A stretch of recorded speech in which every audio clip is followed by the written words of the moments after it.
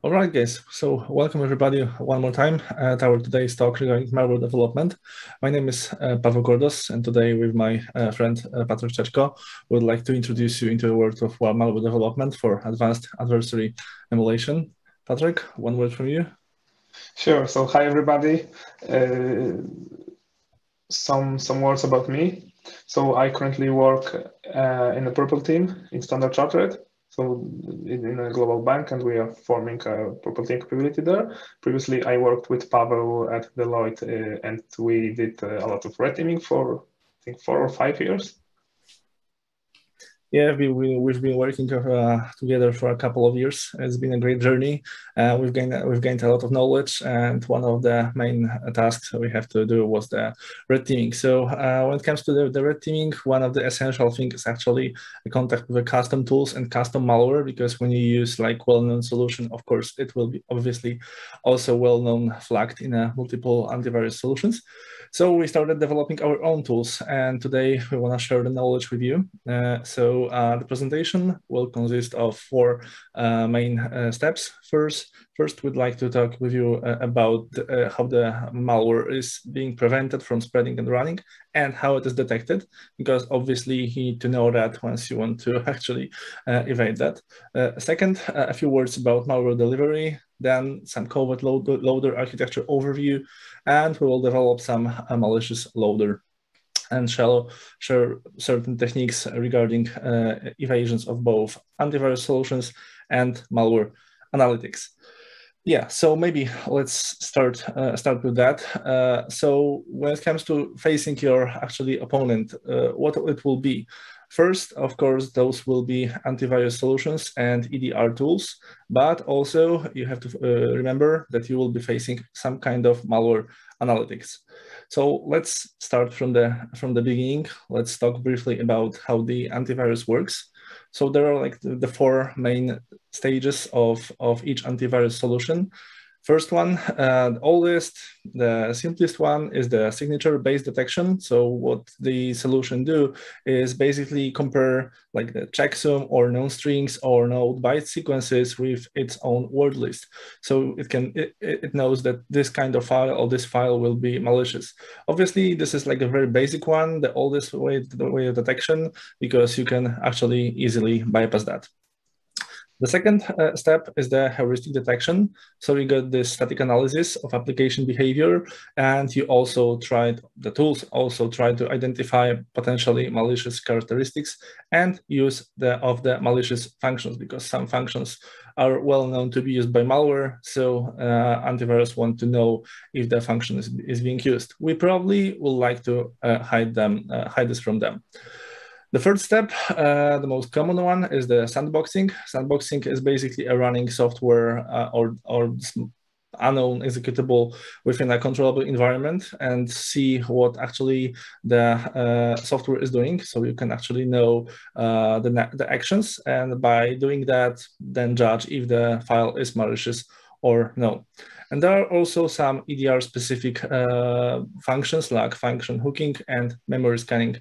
We'll talk about this in a few seconds. So those were the tools. Also, you have to remember that you probably want to somehow address malware analytics and the malware analysis what they do. So what they do, the first step, like previously, is the static analysis. Static analysis is very simple.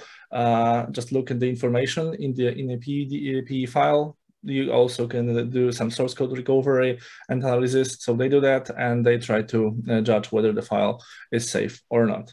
Then there's some dynamic analysis, and here you got this analyzing of execution flow, monitoring of file system, registry changes, also file system changes. You also want to know what is the network traffic, so you can probably spot some adversary actions. And the last step is the debugging. So those analysts will do step-by-step instruction execution. So they know what actually the program is doing when run, and they want to modify the program at the runtime and try to extract the hidden data. So this is basically what we will be facing. Let's try to do some countermeasures. But before doing that, we need to actually deliver the malware to our target. And I am delivering the talk to the Patryk right now.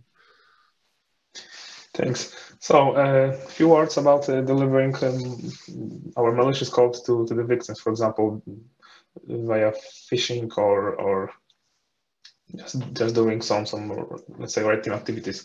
So we often used Office documents, so Word, Excel files with macros, with symbolic links, and with some other stuff like dynamic data exchange, or we can also use some HTA files, JScripts. There are some native features of Windows or Office or other applications that allow code execution, and we just try to abuse them. So for example, abuse Visual Basic macros, which are normally used for some, let's say, cell manipulation, Excel or whatever, but all those macros or HTA scripts and others allow to execute some more specific code, and we usually try to deliver some and execute some native code like shellcode using the macros or other native features. So let's say we have this Excel file with macro, and it ultimately tries to execute some shellcode in memory. And what is the shellcode? So it's a piece of code usually used to doing, for example, binary exploitation, so buffer overflows and other stuff. So basically, it's some kind of position-independent code that can be executed from wherever place in memory. So it must be formed like that. So the processor can just jump to the first byte of shellcode and then execute everything. And it uses some clever techniques to find its way around the process. For example, locating process environment block and then libraries functions. As said, this is a good material for in-memory injection, so we can execute this in our own process or inject to some other process using a variety of techniques. And well, shellcodes are like this perfect example of code reflection, because this shellcode can modify itself however it wants by design. So these are some features of shellcode, and we often, for example, deliver any command and control payloads implancy in the form of shellcode, which is executed from, for example, VBA or JScript or whatever file we're delivering to a victim. And some words about the specific Windows shellcode. For example, we can generate the simplest one from Metasploit. So the basic Metasploit shellcode is this reverse shell, and it works like that. So the code is trying to locate process environment block in memory. It's easily accessible.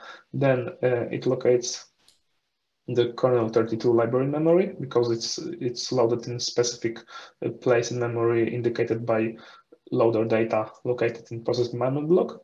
And then it can find the specific functions like get proc address, load library, get module handle. So these functions are used to dynamically load another DLLs and resolve another function. So having those functions and being able to call them, we can, for example, load Windows socket library or any other library and call some other functions. And this reverse shellcode is just creating a socket using this Windows socket library, and then creating a new process, command line, so CMD or something else, and attaching this standard input, output, and error to this socket. So then there we have this rudimentary reverse shell working on just on pure TCP.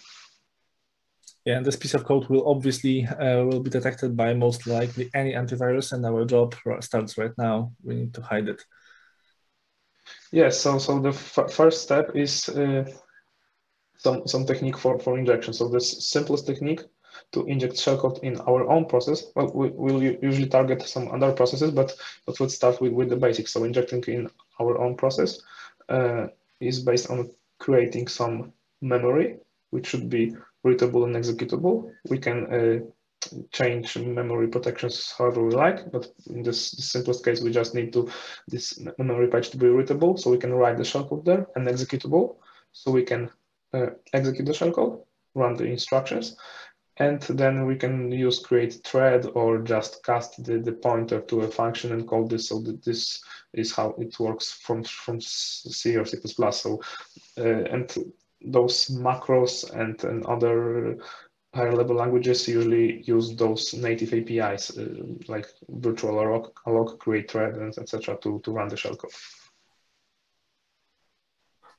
And now let's say a few words about some advanced covert loader that we would be developing in this theoretical exercise. So, as we said, this loader will start with basic memory allocation, shellcode writing to this memory in our own process, and then triggering execution, for example, with create thread function.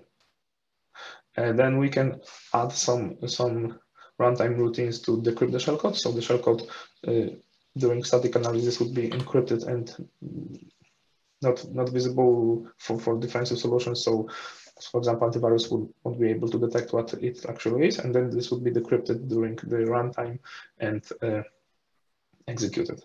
So this is some basic bypass for static detections. Then we can implement some sandbox checks to see if we are being analyzed by some virtual environment.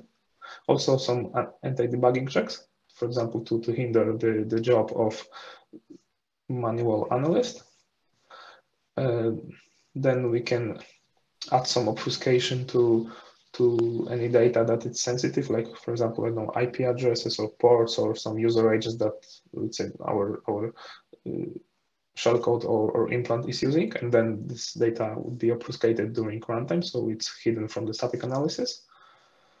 What we can also do later is purge the shellcode from, so remove this from memory, and, for example, load it again after some time.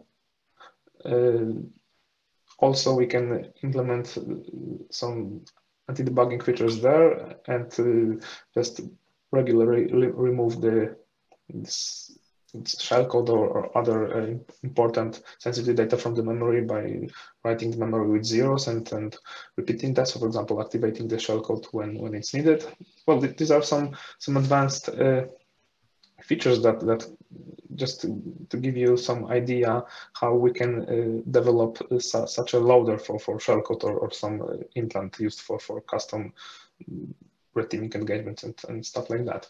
And one cool idea I had is to also crack the decryption keys. So let's say we are encrypting and decrypting the shellcode or some other stuff in memory during our malware runtime. So we can either hard code the key or just try to crack the key during runtime. So this is some additional feature. And also we can dynamically resolve functions to hide them from this behavioral analysis. So, for example, hide the import address table and resolve functions during runtime, so the analyst or antivirus won't see that we are using some functions like create remote thread or other Windows APIs that are associated with some malicious activities like shellcode injection. And also we can implement some compile time obfuscation, for example, with C++ templates or LLVM. So that's a very broad topic, and more on that we can find on my blog, which we will link at the end of the presentation. So let's go to some actual implementation. Yeah, so let's try to bypass some static IOCs, and these static properties, they include like strings or header details, hashes, metadata, and embedded resources. This type of data, well, actually can be acquired very quickly because there's simply no need to run the program in order to see them. So we probably will like to address those, and we've have chosen 6. One is the hash. So each file has its own hash. Well, you can calculate a different hash hashes, and this hash will be unique for this particular compiled version of the software. Then you got the strings inside of this this executable, then some static signatures, debug informations, imported libraries like DLLs, and also imported functions. And what will be the countermeasures for that? So, for each file, when you make a new compilation, you simply build the solution one more time, and the hash is being changed. So, in order to avoid being found or traced by a hash, just simply you can recompile the solution.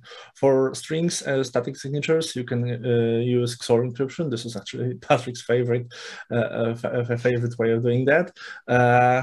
For the debug information, you need to jump into the linker settings. Probably you have never done that before, but this is actually kind of useful. We'll talk about it in a second. And for the imported DLLs and functions, you got this API hashing. So let's start from this file hash. So if you know, this is actually a screenshot from a virus total. So you can upload a file there, or you can also upload just only the hash in case you don't want to upload the whole file. So by simply making a new compilation, you just change the hash, and your program will probably will not be traced that way. Obviously, it will not actually improve the detection level, but we'll talk about it in a second. The second step is those are the strings and PDBs. So let's start from the PDB. So what this PDB file is? PDB file is a program database file. This file is generated when program is being compiled to store some debugging information about this particular individual build of a program. It may actually store some symbols, name of functions, and other information to assist you with the debugging, but we are interested in it because of the file path, which will be embedded in a final executable, and this path may contain some sensitive information. So just imagine some pedantic developer with well-organized directory of structured names. So this directory can look like the following: so maybe C username, then desktop company name, project name, and so on. You probably would like to hide it from being analyzed. Also, you can actually fool the malware analysts, so you can embed something something different, some kind of message for them or whatever. Those API hashing, Patryk? Yeah, so that's some tricky stuff. So here we would try to resolve the functions just like shellcode, so by locating them in memory instead of importing using import address table. Because when we compile some executable, then the Windows loader needs this import address table to know which functions and which libraries to load for this application to use. So for example, when we are writing some tool that injects shellcode using create thread, virtual alloc, and some other suspicious functions, these are reflected in the import address table. So to bypass that, we would try to implement this technique used by shellcode. So locating process environment block and then browsing the loader data for specific libraries and calling the specific functions to for example, load functions on other function libraries during runtime. So and about the API hashing, we can calculate a hash. Instead of, for example, storing the name of function, we can calculate the hash of function, then browse all the functions, for example, from kernel 32 library, and find the specific function by its hash. So during analysis, an analyst won't know at the first sight what functions are we importing dynamically, and this would be resolved during the malware execution time. And again, some information about this shellcode bootstrapping technique. So how it works exactly?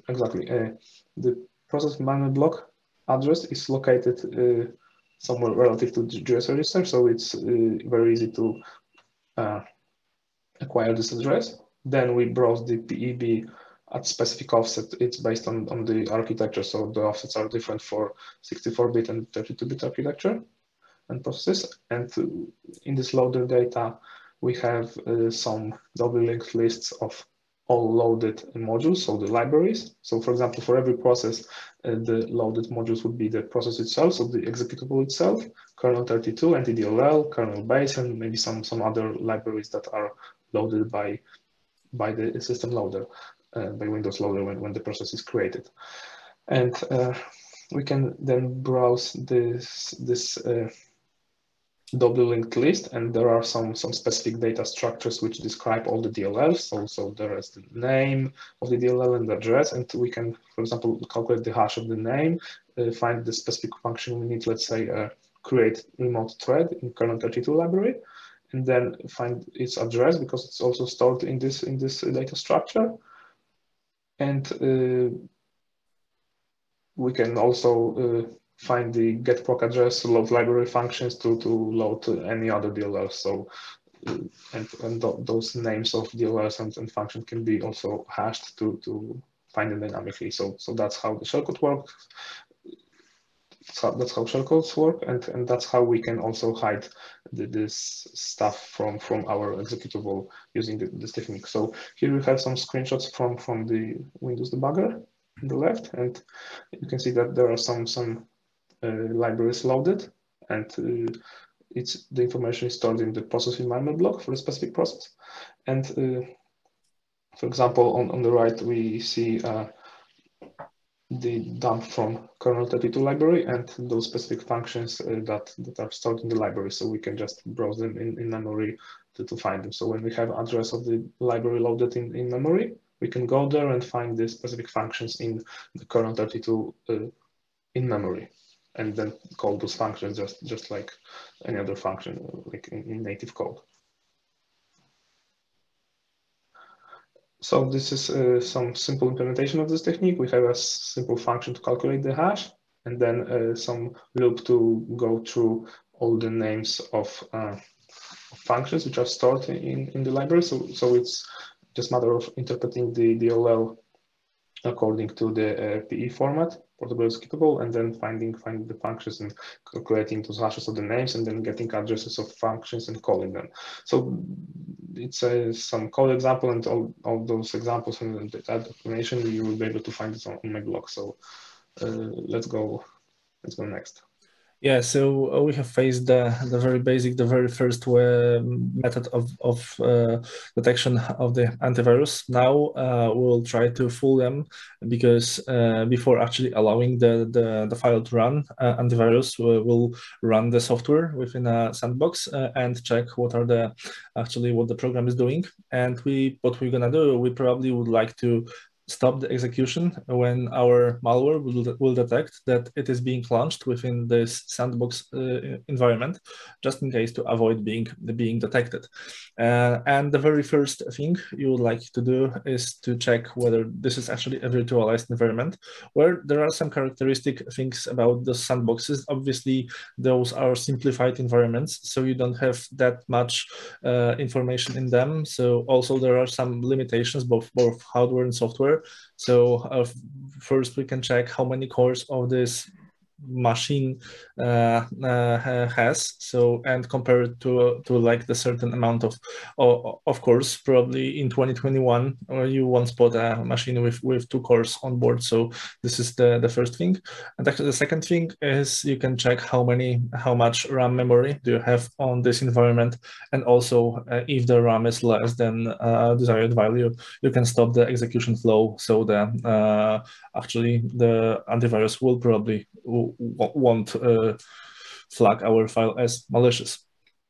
Also, sandboxes cannot allocate so much memory because they have to work very fast, and they cannot slow down the computer that much. So you can try to allocate very, very big amount of memory and see what actually happens. Maybe then the sandbox will stop analyzing because it won't have enough resources.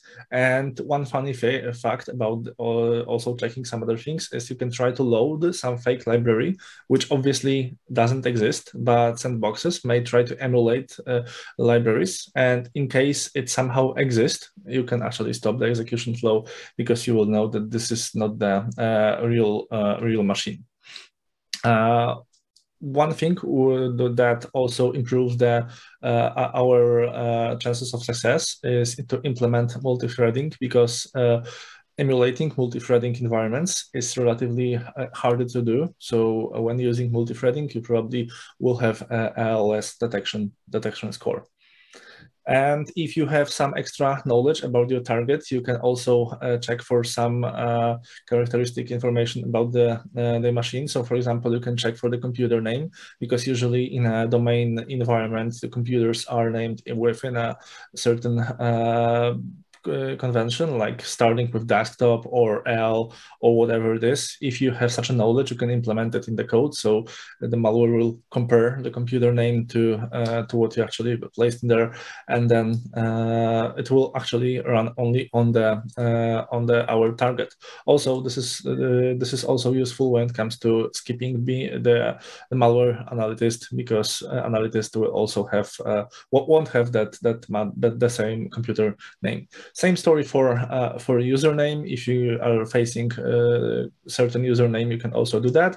One funny fact, you can also check if the computer is domain joined, because probably we will be facing domain joined computers. And you can also check for the connected USB devices, because probably you won't spot a computer with this devices number of 0. So if this is like a very fresh machine, or maybe sandbox, you probably will have 0 in there. For those of you who have installed some guest additions in any virtual machine, you know that this guest additions, they also add some artifacts to both registry and to the system files. So you can browse through the disk or the registry to check for the certain strings which may be characteristic for both virtual environment and sandboxes, and in case they are spotted, just stop the execution flow. And also you can do the same for the network devices, because the MAC address of this virtual network adapters, they're quite common, and you can also check for those. And the timer is counting, but also there's one funny thing about sleep. Patryk, you love. Yeah, we don't have much time left, but let's quickly talk about the time you can sleeping. So we have some functions like sleep or the anti-delay execution to delay the execution of our application, and we could use this to time out the analysis, because let's say sandbox usually have a few minutes allocated for sample analysis, and it would be a good idea to just sleep the application for, like, let's say half an hour and then skip the analysis. So what the sandbox can do is just hook the function and return some false information about the time passed. So let's say we are sleeping for 1 hour, and the sleep was fast forwarded by the sandbox due to function hooking. We could then check what amount of time actually passed. So if it's less than the 1 hour, we can assume that it's sandbox or some other fake environment. But the thing is, the function that is returning the system uptime or wherever we use to calculate the actual time can also be hooked to return the false time with the aligned to this fast forwarded sleeps. But there is another thing we can do. There is some kernel data structure. It's called KUserData, and as its name says, it's some kernel data shared with the user. And there are somewhere in this data structure, the actual system uptime is located, and this requires some gimmicks and pointer arithmetics and calculation. But ultimately, we can get I think it's most reliable source of the system time, and we can compare this before and after sleeping to see if the sleep function was hooked and our execution delay was fast forwarded.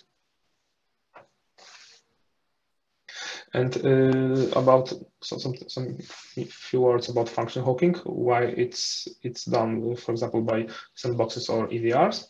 So to monitor malicious behavior, for example, to fast forward our execution delay attempts, or to monitor some suspicious functions that are used, for example, create thread or the lowest level anti-create thread EX function. This can be monitored to see what kind of threads are created in which processes, for example, to decide if it's something malicious or not. Or the anti-read virtual memory is used by all those dumping functions that, for example, this proc dump tool, it's using that, or some other custom tools can use that, for example, to dump LSASS memory. So some EDR, for example, can monitor those functions and just block the anti-read virtual memory call if it's targeting the LSASS process. So it's some kind of defensive measure, and we can also try to bypass this. So to find hooks, we can find our functions in the OLs loaded in memory and check if they are modified, for example, by checking first instructions or just comparing them with original DLL on the disk. And also in the same way, we can unhook the function. So let's say we have some hooked function, and we know it's hooked, so the instructions are modified and the execution flow is transferred to some library of some EDR tool or wherever it's loaded in memory. We can just replace the first bytes to restore the original function flow, and then call this function, which will be unhooked, and this should help us to bypass those detections based on function hooking by sandboxes or EDRs. And there's another kind of bypass of function hooking. We can just execute the syscalls directly. So here we have example of create thread call stack, and ultimately the lowest level in user space, the lowest level function is anti-create thread EX, and on the right you see the actual implementation of this function, and it's just a syscall. So syscall is specific processor instruction to transfer the execution flow to kernel, and then the kernel is handling the thread creation, process creation, and lots of other stuff. So we can just try to directly call the kernel and bypass all those hooks if they're implemented. So to do this, it's some quick tutorial how to do this in C in assembly. So we define the syscall in assembly, then we define the function in C as an external function, which would be like imported from this assembly compiled, and the function has to get all the needed parameters. So these would be placed in registers and on stack, and then after issuing the syscall, so calling this function would actually invoke the syscall, and specific parameters would be present in the right places, and kernel would know what to do with this, and for example create this new thread in our process. So this would bypass some user land hooks put there by EDRs or sandboxes. And some anti-debugging. We can implement some either very trivial or more advanced checks. We will just go through some of them. And there is this function is debugger present, and obviously it returns the status unless it's modified by analyst, or for example, debuggers also can tamper with this data. So to bypass just the simplest debugging, we can check this this status of is debugger present or some other flags, because is debugger present is just checking being debugged flag in process environment block, and this anti-global flag, the second flag, is also located in process environment block, and it indicates if the process is debugged or not. So that just simplest anti-debugging measure. It's easily to bypass this, but when we are dealing with some automated debugging or I don't know, non-advanced analyst, we can just try to check those flags, and then if the process is debugged, just terminate it. And some example of more advanced anti-debugging measure.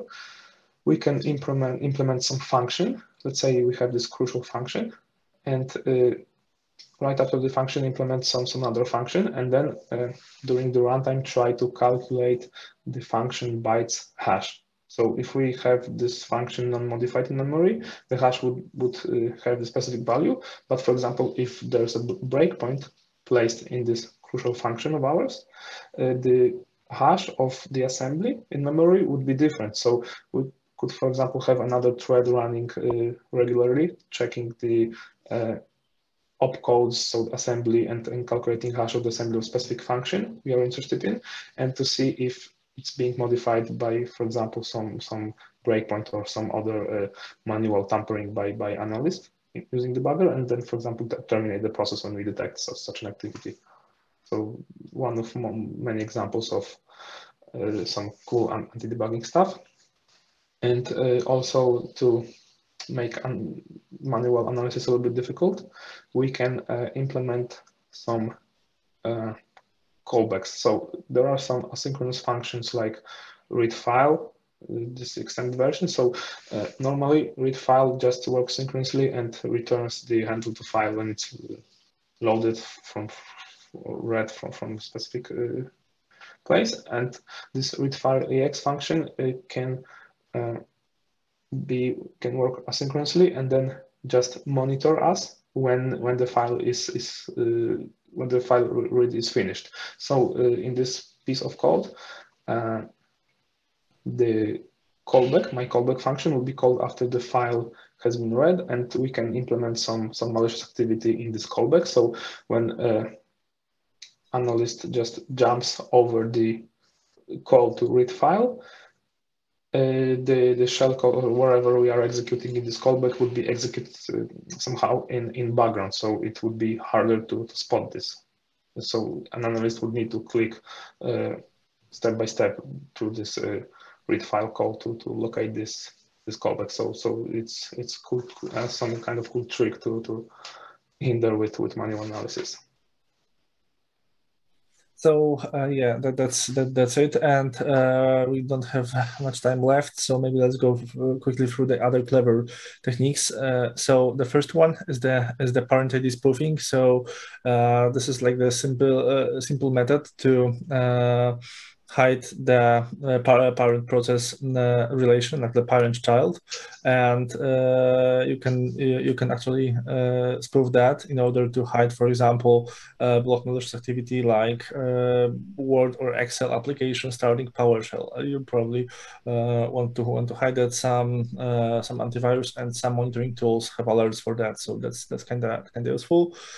Also, previously we've talked briefly about XOR encryption, so you can take it to the whole new level, and you can use some advanced encryption techniques to hide data and from being decoded. And you can also encrypt any data before putting it into the application, and then just try to brute force that instead of hard coding a key in the source code. It will make the analysis even more difficult. You can also, for example, build a pipeline which uses the random key for each compilation, and this will be pretty much a funny thing. And the last one is somehow connected to the sandbox evasion we've talked before. You can use environmental keying, so you can target the specific organization or even a person by just checking and placing some conditional statements like username or computer name before the software is executed. Yeah, we made it in time, I guess. So that's it. What we have for you today. We encourage you to visit Patryk's blog. There are a couple of more clever techniques to go through. So thank you. Let's go back to the studio.